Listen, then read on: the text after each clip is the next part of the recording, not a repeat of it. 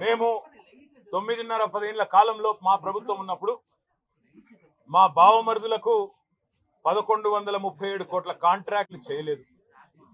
మంత్రిగా నేను కౌన్సిల్లో కూర్చొని, కౌన్సిల్ ఆఫ్ మినిస్టర్స్ లో, కేబినెట్ లో కూర్చొని నా కొడుకు కంపెనీకి కాంట్రాక్టులు ఇచ్చుకోలేదు, లేదా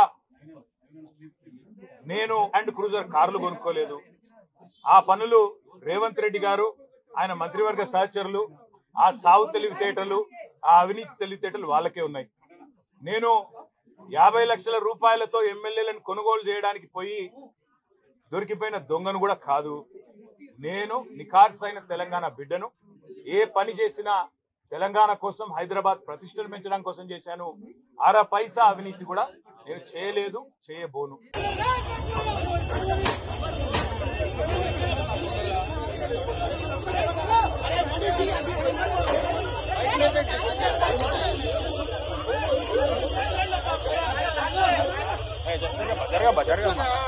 ప్రస్తుతం ఏసీబీ